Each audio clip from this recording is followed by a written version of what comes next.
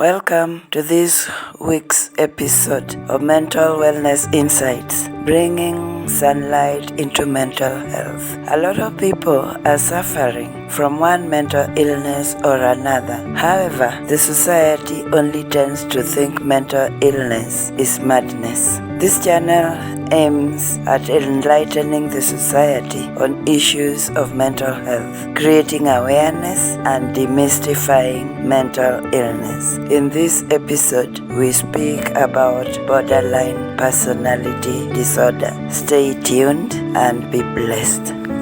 So, welcome to this session.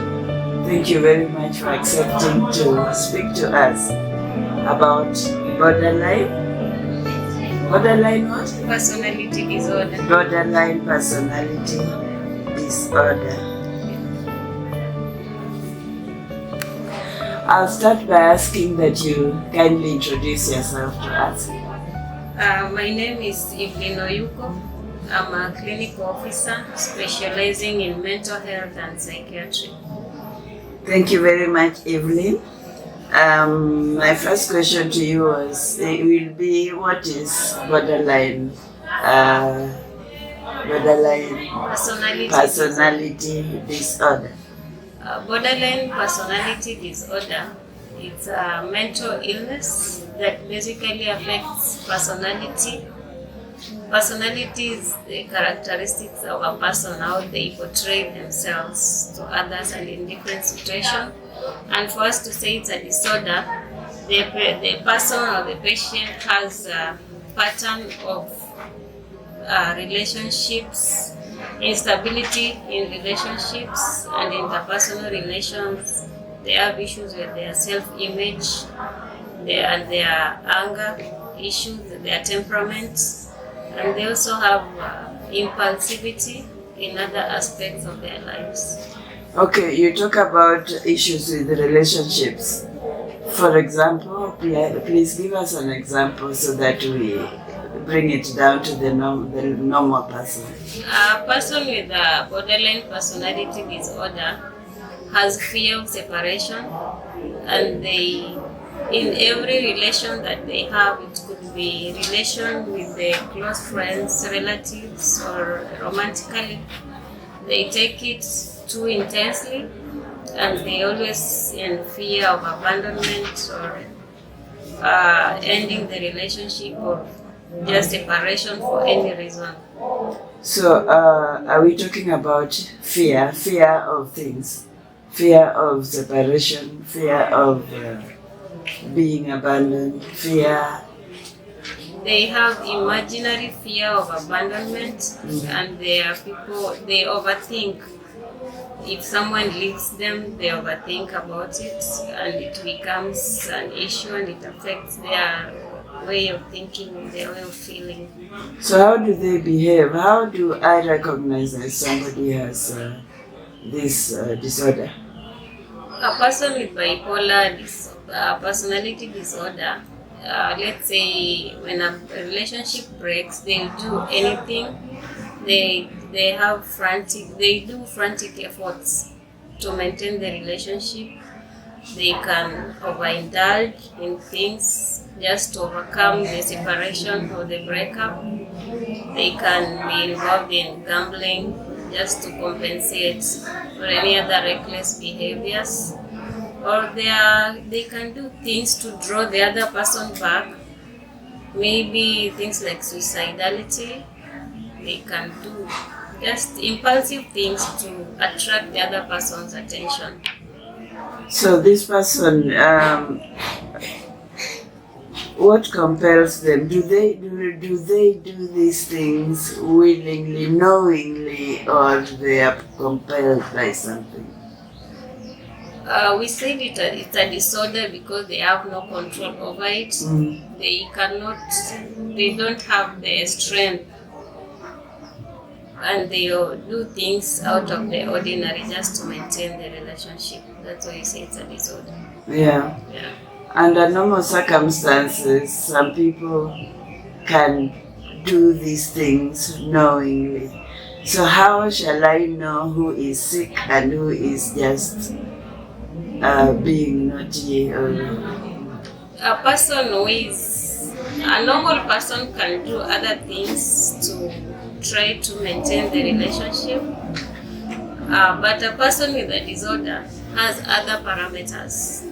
It will affect how they reason.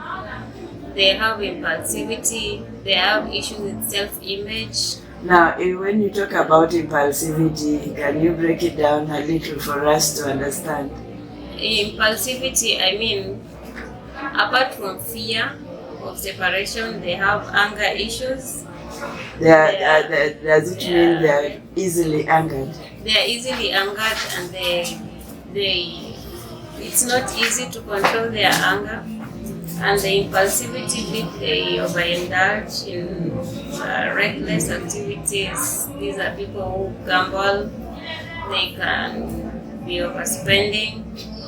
They can involve in reckless sexual behaviors, and they can harm themselves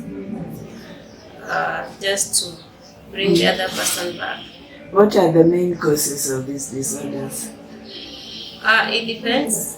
Some run in families. We say it's genetic or inherited. Others stem from childhood traumas, basically those who have history of child abuse or sexual abuse or emotional neglect. It tends to stem from how someone was brought up or the traumas they've had growing up. Yeah, that means what we are saying is the way somebody is brought up. So this then calls for parents, especially young parents, to be aware of the way they are bringing up their children. True. Because it causes a lot of these disorders. Parenting can also be a factor that can influence or can be a risk factor to borderline personality disorder later in life, especially when a parent is emotionally neglecting their child, or a child is abused physically, or a child is abused sexually, or a child is just neglected totally by a parent. So it can bring that aspect of fear of separation. They can have anger issues later in life. Mm-hmm. Okay. And how are these people managed? Basically, there are two types of management. First is talk therapy, or what we call psychotherapy. It's basically counseling. We can do counseling or occupational therapy, just talk and try to change thinking, thoughts and behaviors. If the presentation is serious and talk therapy is not helping, we can also prescribe medication. Some tend to develop depression.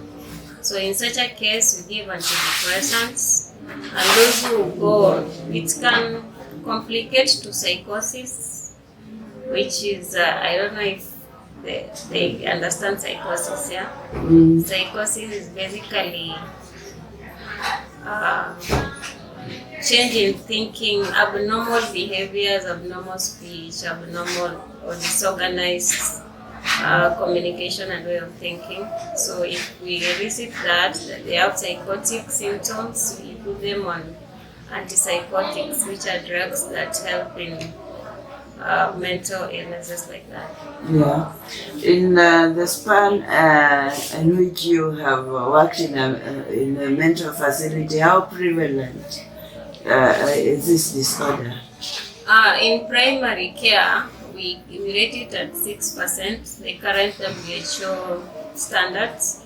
6% in primary care, and in mental outpatient clinics, it's about 10% prevalence of the total population in there. And for patients admitted in psychiatric ward, about 20% present with the borderline personality disorder. Mm-hmm. Have we ever done any research on the out of the percentages you have talked about? Can we separate what is genetic and what is probably caused by childhood trauma or other trauma? Yeah, it's easy to separate. You can only do that after taking a comprehensive history of the patient from childhood to adulthood. Then you'll be able to say this could be due to traumas or it's a genetic based on the patient's history. And now I would want you to probably tell us anything that you think is important for us to know that we have not touched. I'd want to say parenting has a lot of impact in mental illnesses, and no good parenting will be able to limit some of these mental illnesses. When you talk about good parenting, what exactly do you mean? Good parenting, I mean, it's a wholesome parenting, and you try to elicit or find out any kind of abuse or stop abuse, such things. Yeah. Anything else that we ought to know that you think the society should be appraised on the issue of borderline personality disorder? Mental illness is very common and it presents in different forms.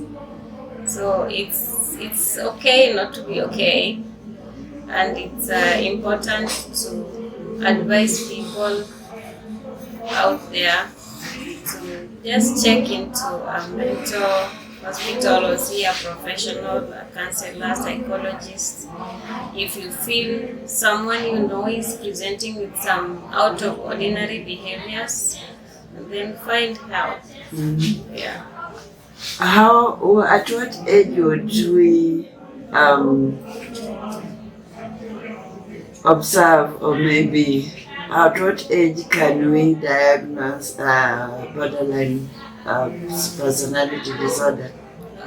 Mostly it presents in early adulthood, but we've also seen children as young as 12 or 13 years. Mm-hmm. And there are also late presentations at 30 or 40 years old. What is the difference then in behavior of a child suffering from attention deficiency disorder and borderline personality disorder? A child who has ADHD or attention hyperactive disorder, attention deficit hyperactive disorder, mostly is elicited as early as 3 years or 4 years. They are usually hyperactive. They cannot stay in one place for a long time. Their performance in school is not that well, and their concentration is the concentration span is very small, very limited.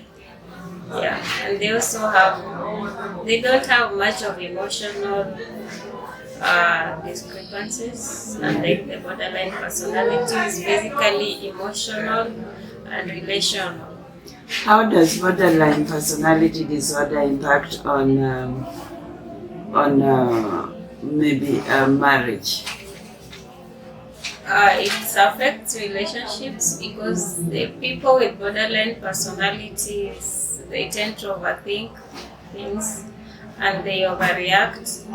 So if someone is married to a person who has the disorder, interaction could be affected, and they have they are reasoning, they have anger issues which can affect a marriage, and they overindulge in things like spending. They are poor spenders or they are spendthrifts. They can be impulsive buyers, and most of them are, let me say, promiscuous because they tend to seek that attention and relation. They want to be loved and liked most of the time. So it's something that cannot go well with the other partner, that in case of a marriage. Okay. Thank you very much, Evelyn. Any parting shots? My parting shot is okay not to be okay. If you feel any other way, just find help and talk to someone. Yeah, thank you for the parting shot. But also we realize that there's a lot of stigma on issues mental health. So this is what is making people stay away from sharing what they feel. Yeah, there's a lot of stigma in mental health and mental illnesses. We're still encouraging people, and it's an illness like any other, and there's help anywhere. So it's good, and we advocate for mental health awareness for everyone. Thank you very much for being with us, for speaking to us. God bless you. Borderline personality disorder, as we have learned, presents in some of the following symptoms: antisocial behavior, hostility, impulsivity, irritability, risk-taking behavior, self-destructive behavior, social isolation, anger, anxiety, guilt, loneliness, mood swings, sadness, depression, distorted self-image, amongst others. Next week, we will speak about obsessive-compulsive disorder. Please remember to subscribe, share, like, comment, and click on the notification bell. Blessings.